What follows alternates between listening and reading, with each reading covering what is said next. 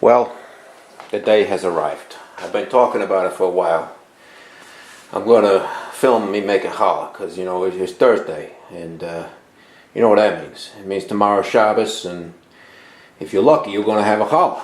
So we're going to make one. Why not? If we got the time, I'm home. It's Thursday night. I got time to make one. I'm going to make one. I like challah. Yeah, the kids are pretty excited over there. They like that challah. So what do we start with here? We got 6 cups of flour in a big glass bowl, and I made a well in the middle by pushing it around with my rubber spatula there.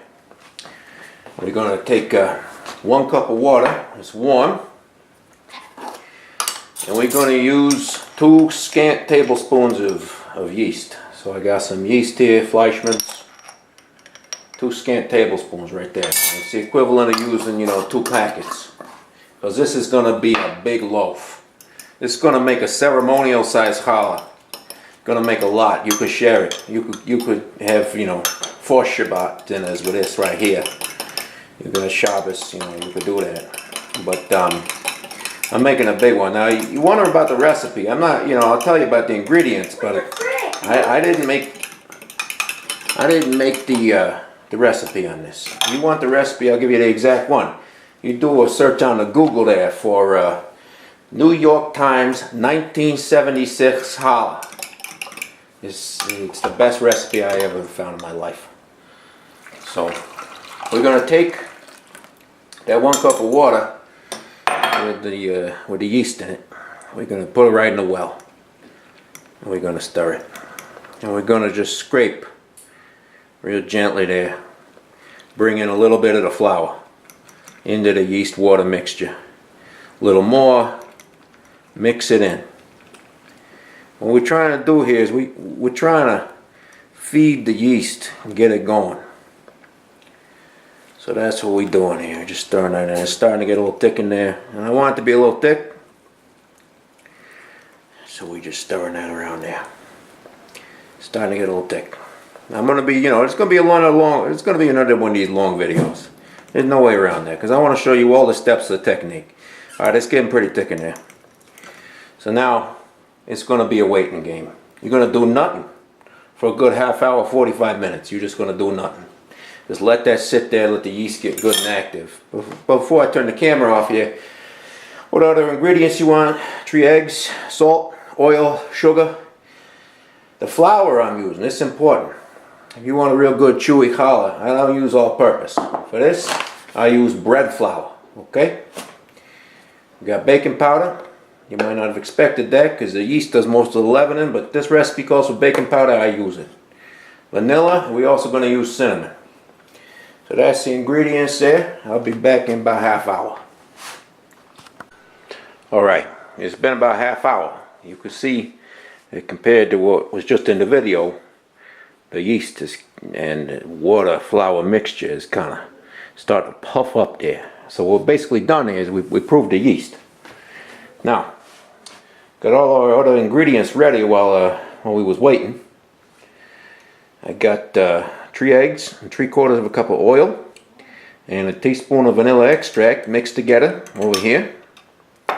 I got another 1.5 cups of lukewarm water over there.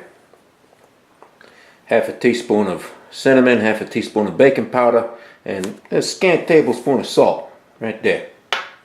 3/4 cup of sugar. Remember, we're using bread flour for this, and of course we got Uncle Manny and Evan Williams here to help us out as well. So now we're going to start going here. We're going to see this come together. So we already got 6 cups of flour in the bowl. I'm going to sprinkle another cup over top of the yeast there. Now I'm going to start adding the other dry ingredients. 3/4 cup of sugar. Salt, baking powder, cinnamon. And now the wet ingredients. Now if you got a giant mix master at home, maybe you could do this in there, but let me tell you what, I got a regular size KitchenAid, and this loaf of bread, this dough is so big, it's too big for my KitchenAid. You gotta, well, I don't know what you gotta do, but I gotta mix this in a bowl. Now I got my Women of the JCC wooden spoon here from their Great Challah Bake event, and I'm just going to use that. Start blending this. This is a labor of love, people. I know I say this all the time, maybe you're sick of hearing it, but Jewish cooking, some of these traditional Jewish foods, so-called traditional, you can't rush it. You just cannot rush it. Let me tell you what. If you want to put raisins in it, now's the time to put your raisins in too. In my family, they don't like raisins in the challah. I put it in at high holiday time, but you know, otherwise, I don't put them in. My family don't like raisins. So we're just going to keep on mixing this here.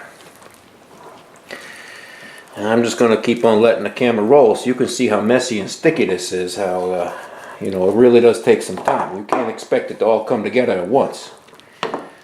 You got to be patient with it. This challah going to develop over time. This is, you know, this ain't no quick process making this challah. I mean, by the time we're done here, I don't know, maybe it's 3, 4, 5 hours, I don't know. I'm going to tell you how much time it took. But that's why I do it on Thursday night. I don't try to do it on Friday night. You try starting this on Friday night, you ain't going to be eating it. And, I don't know, you ain't going to be eating it until Havdalah, you know what I'm saying? Alright, it's a little sticky here. And I can see that now just about all the flour I put in is just about incorporated. And it's still pretty sticky. So I'm going to put, you know, we already got 7 cups of flour in there. I'm going to put another, you know, half cup on while it's still in the bowl here. Yeah, it's probably more like 3/4. And I'm going to keep mixing with a wooden spoon. And pretty soon when it starts really sticking together to itself, then I'm going to turn it out of my nice clean countertop here, which I cleaned before I turned the camera on. It's looking pretty good here. Okay, it's starting to stick together. I know it's still going to need a lot more flour than when I got in there. I know that from experience here. So, I'm going to make a little pile of flour there on my countertop. I'm going to smooth that out. I'm going to turn this out here. We're going to turn this out. Just like that Parliament P-Funk song. Turn this out. Yeah. Now, you know me, I don't like to waste nothing, so I'm going to take my silicone spatula here, good stiff spatula. I'm going to scrape all this goodness out of this bowl here.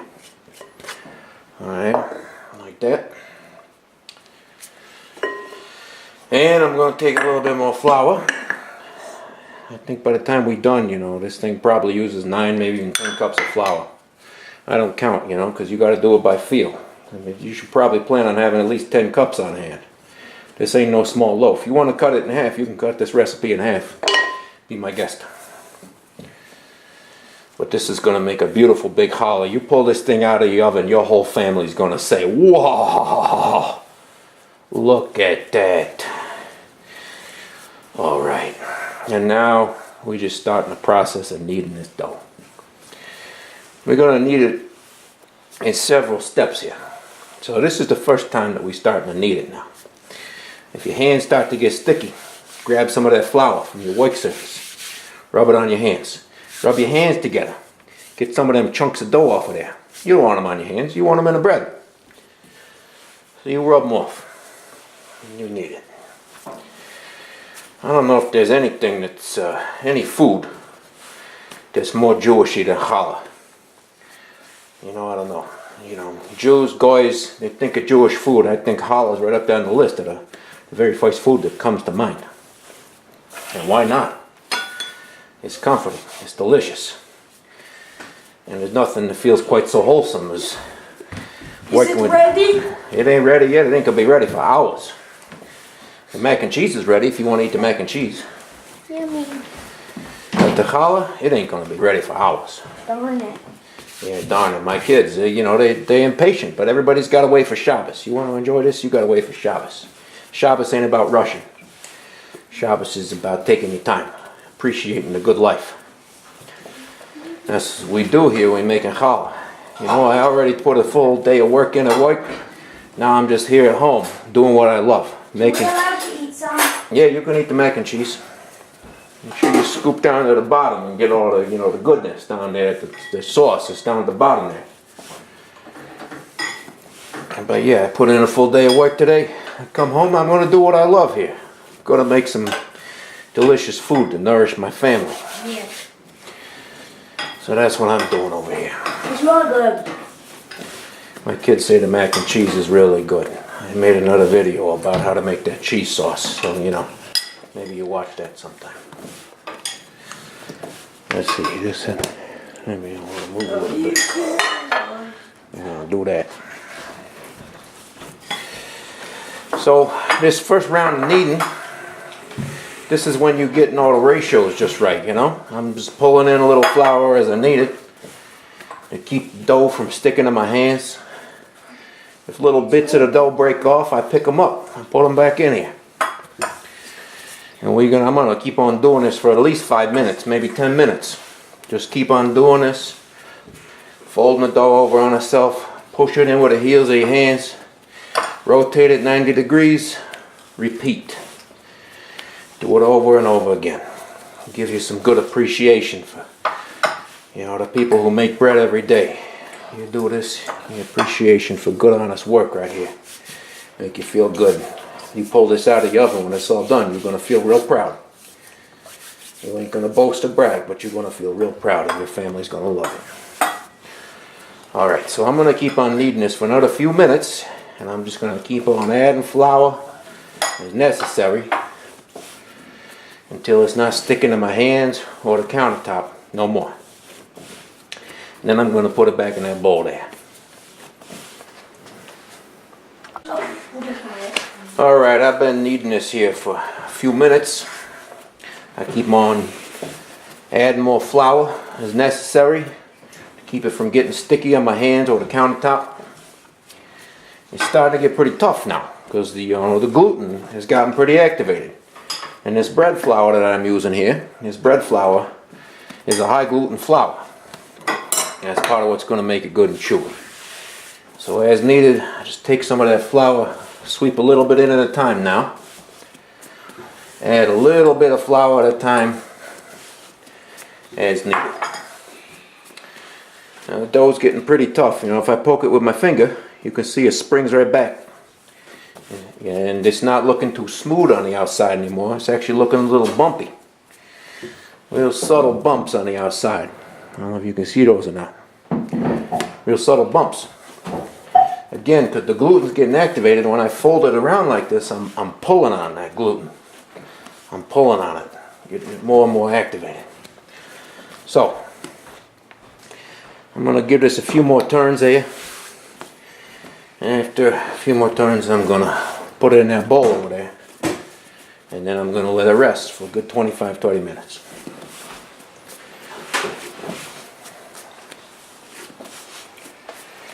Yeah, just like that. Alright, so I'll be back in a little bit. Alright, I ended up kneading that dough ball there for another, I don't know, 2-3 minutes. Now I'll show you what I'm going to do here before I put it in the bowl. Just going to take a little bit of flour. I'm going to sprinkle it over the ball of dough here. Alright, going to help it not stick too much in that bowl there.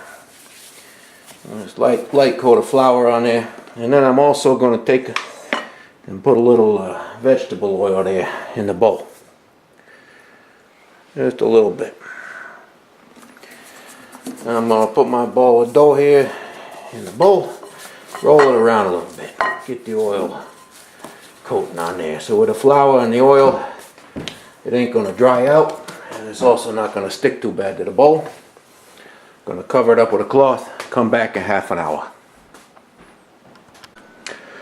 Alright. The dough has been sitting in this bowl over here for about 20 minutes.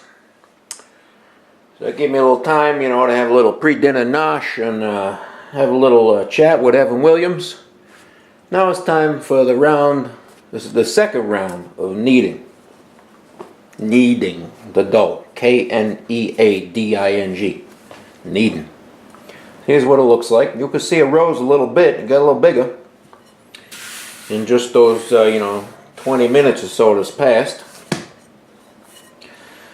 Gonna put it right down there on the counter, and I'm just gonna give it some more kneading. And the gluten is pretty activated at this point, so it's gonna start feeling tough pretty quickly here. I'm already feeling a lot of resistance from it, in a good way, you know. There's good resistance and there's bad resistance, and with challah, when you're making bread, feeling that resistance and working with it is good. Okay, so that's what we like here. So I'm gonna knead this for about 5 more minutes. If it does happen to get sticky, I don't think it's really gonna get sticky on my hands at this point. But if it does happen to get sticky, I'm gonna shake on a little more flour. This is just, this is one of these, yet another one of these repetitive tasks involved with the making of a beautiful Jewish food here. So I'm going to do this for about 5 minutes, and then it's going to go back in the bowl. Alright, I kneaded this dough for about a good 5 minutes there. I did have to use just a little bit more flour. I probably just used, another, I don't know, 2 or 3 teaspoons. That's it. Because, on the first round of kneading, I got most of the flour in there needed. So now, I'm feeling like, this is ready for a second rest.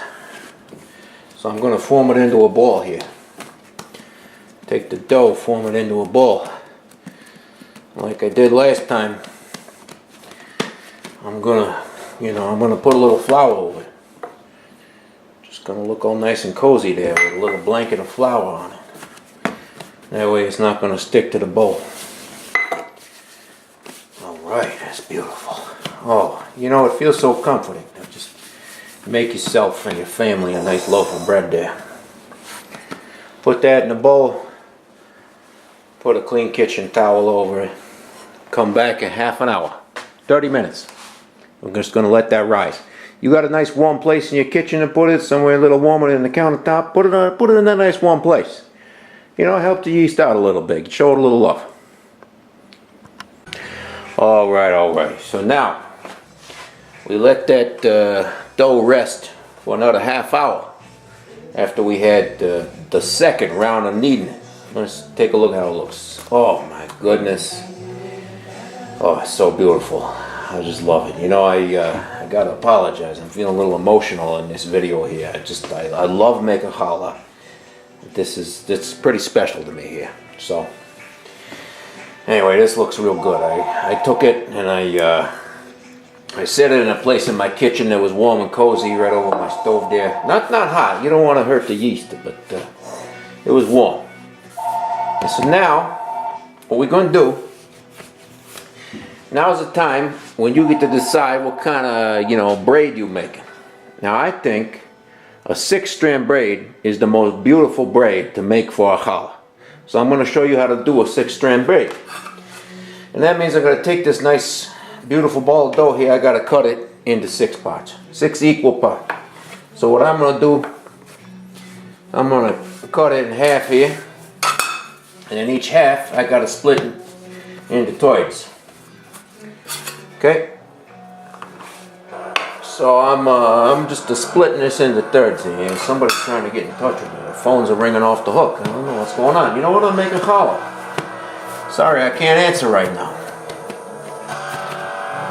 Yeah, there we go. So we're splitting this into thirds here. There we go. That looks good. And now, if you're keeping track, I know it's a long video, but you're keeping track, I've already kneaded the dough twice, 2 rounds. I'm going to do one more little round of kneading here. I'm going to take each one of these 6 pieces of dough here. I got 6 equal pieces here. I'm going to knead each one. And then we're going to let it sit. Because you ain't going to be able to roll it out into these long ropes you need for challah right away. Because when you do this 3rd step of kneading here, you're going to activate the gluten even more. So you got to let it relax.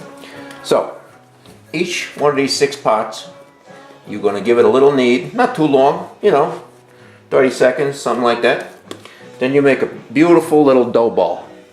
So you do that with every one of your 6 pieces here, and then I'll let it rest 5 minutes. Okay? I'll be back in 5 minutes after you do that. Alright, now have you ever seen a site that looks any cuter than this right here? 6 beautiful little round balls of dough. Just finished kneading them. I'm going to let them rest. They need their rest. So we got to let them rest there, let the gluten relax just a little bit. That way we can roll them out into 6 nice strong ropes that we need to make the challah. So again, I come back 5 minutes. Alright, it's been about 5 minutes. So the gluten in these beautiful dough balls has relaxed a little bit. Now we got to roll each one out into a nice long rope. So I'm going to start between my 2 hands, getting it oblong, and then I'm going to go to the counter. Dad, something. So I'm just going to go to the counter here, and it's going to take time. Like everything else we do in here, this is going to take some time. You find the thick parts, you rub them with your hands, and you spread to the ends. And you just keep on doing this repetitively. Okay? You find the thick parts, you do that. Now, you're going to squeeze some air bubbles out the ends. You don't want air bubbles in there that'll make your challah cook uneven. So if you find some air bubbles are getting squeezed out, squeeze them right out on the ends there. Just do that. Okay? So this part's going to get pretty repetitive again.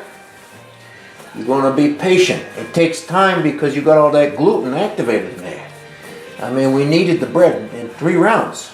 So, you know, it's going to take time. So you're going to just be real patient with it. You're going to roll it out nice and long like that. And one thing I do sometimes is I get it to like this point and I say I'm going to leave that one rest right there. I'm going to start on another one. But I'm going to come back and probably roll each one a second time. So I'm just going to do that over and over again. So I'll turn the camera off here, turn it back on once I got all 6 rolled out. Alright, so just a little technique demonstration here. Getting your rope stretched out. When you're starting it, sometimes you might just want to take a little squeeze, you know? You can just kind of gently squeeze it like that. And then lay it down on the counter and start doing the actual rolling. Like you did with Play-Doh snakes when you was in preschool. Okay, you just keep on doing it like that. Real good. You can see I got all 6 of them rolled out now once.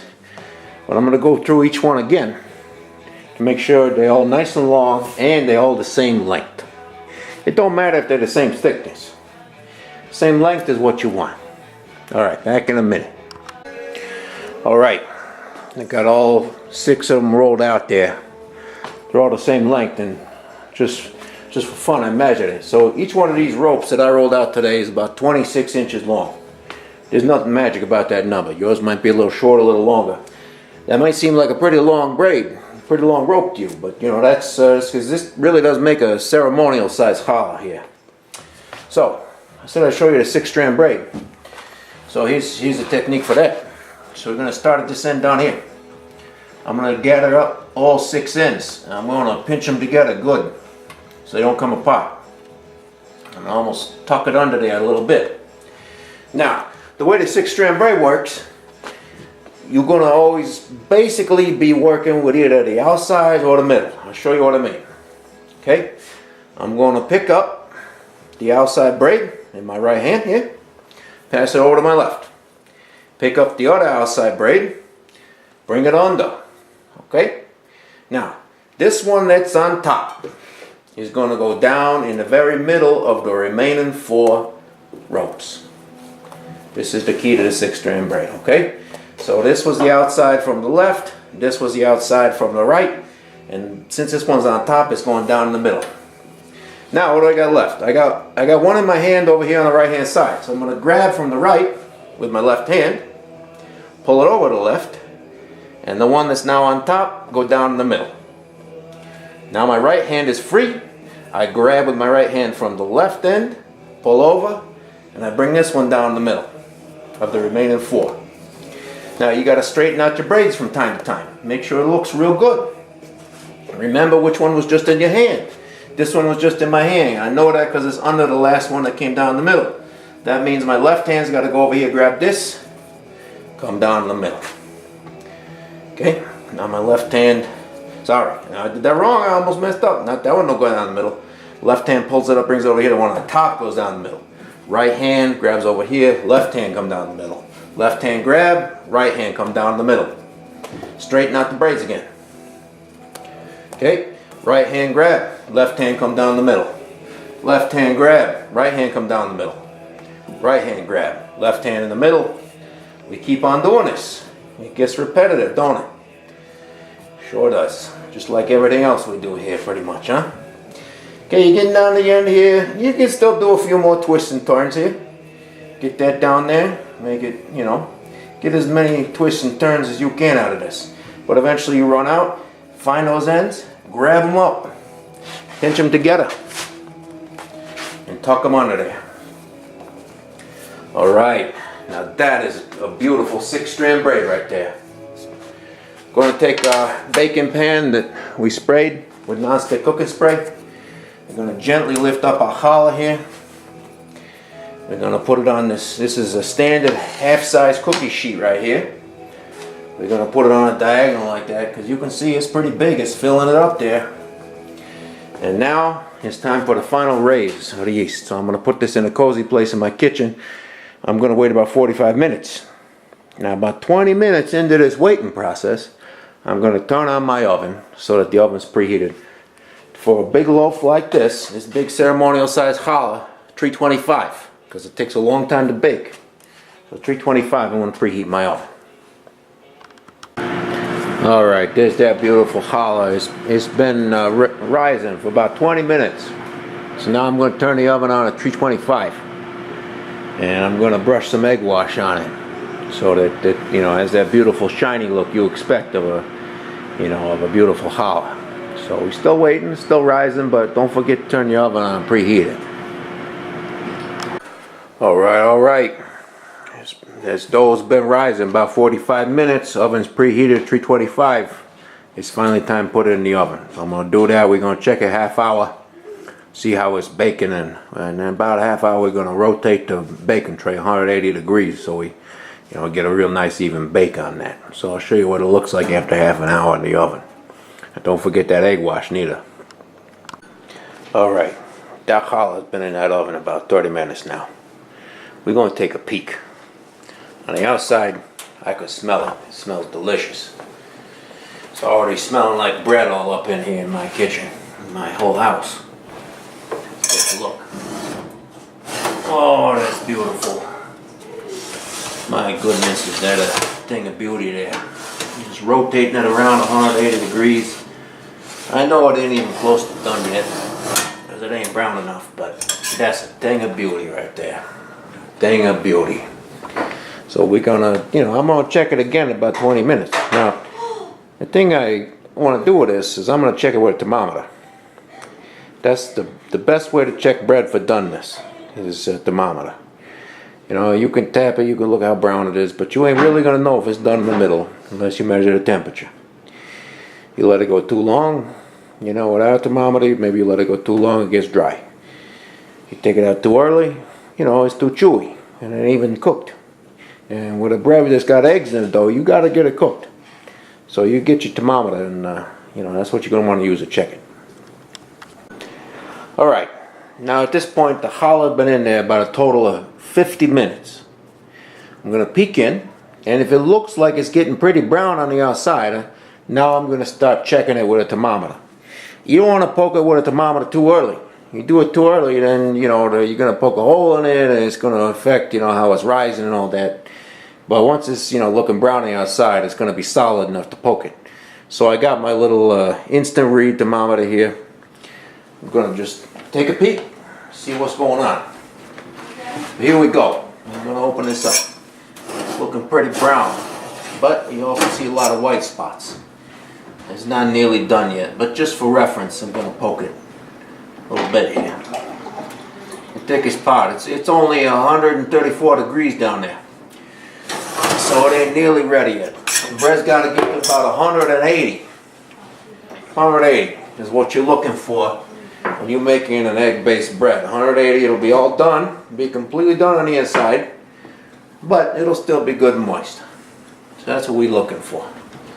So I'm gonna, I'm gonna let it go another 5 minutes or so. Maybe I keep the camera on and pontificate a little bit here. I've been thinking about this a lot while I've been making this challah. Been feeling a little emotional putting this together, putting it on camera. It's hard to explain, but maybe it's because there's, to me it feels like there's no more quintessentially Jewish food than a challah.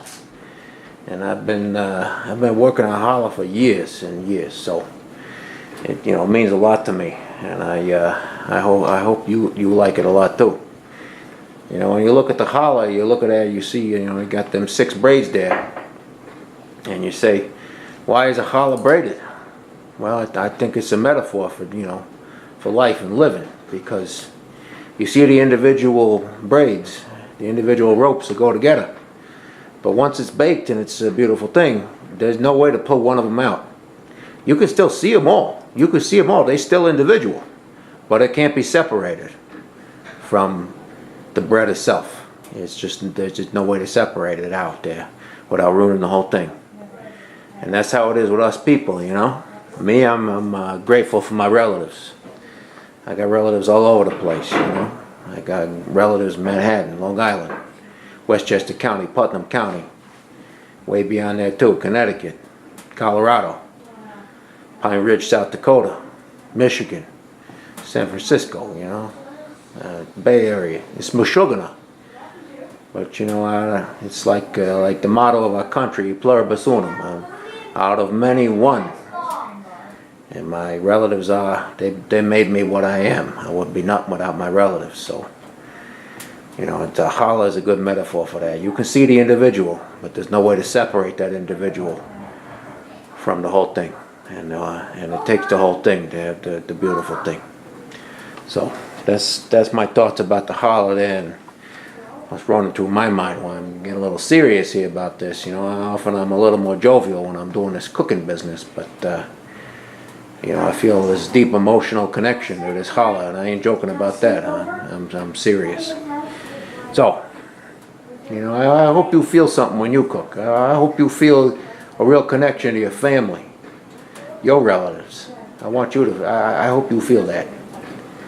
I hope you feel that connection, and that food makes that connection stronger, more solid. Maybe you fight with your relatives sometimes, Maybe you don't always get along, but you share a good meal, you share some good food, you cook in your own home, and you love each other. And that's what Cook Jewish is all about. So before this video gets too long here, I'm going to take a little pause, and thanks for listening. All right, so the bread's been in there about a total 55 minutes. I just checked the temperature again. It's 170 degrees in the thickest part of the center. Now at this point, the temperature is going to go up real fast, okay? So I know it's just got a couple minutes left. I put a timer on for another 3 minutes. And the last little segment there was doing a shout out to my relatives. I realized I left a couple of them out. Don't want to leave nobody out. So, got a shout out to my relatives other parts of the country too, Because I got family in Georgia, Buffalo, New York, Rhode Island. And of course, my loving parents, I gave them a shout out, from their roots, where they grew up downstate, but they live in Chautauqua County now. So I got to give a shout out to Chautauqua County too, upstate New York. Well, some people call it upstate. We didn't call it upstate living up there. We just called it New York. But different things mean, same words mean different things, different people, right? That's part of the beautiful thing about being human. So I got about another minute and a half to wait here. I'm going to check the temperature again. If it's 180, I'm pulling it out. So I'll start the camera again after I got it pulled out. I'm sure it's at that temperature. Well, everybody, there it is. There's my challah. Beautiful, shiny brownish spots. Pale in other spots. How it rose and pulled apart a little bit as it was baking there. Expanding, so it's so big now it don't even all fit on on this baking sheet here. I told you it's going to be ceremonial size. This challah is plenty big. Any, you know, just about any shul you want to make Shabbos, make Kiddush, you know, this is the size they use for that. And I just showed you how to make one. So I hope you enjoyed it. I hope you like it. I hope you try making it yourself at home. You know, I love that beautiful 6-strand braid shape. I already talked about the braids and what they mean. And I hope you didn't mind that part neither. So thanks a lot for watching. You know, now this time it's pretty late on Thursday night, but you know, thanks to this I'm all ready for Shabbos tomorrow night. So, and with this amount of challah, I think my family gonna have a whole lot of French toast on Saturday morning too. So it's pretty good like that.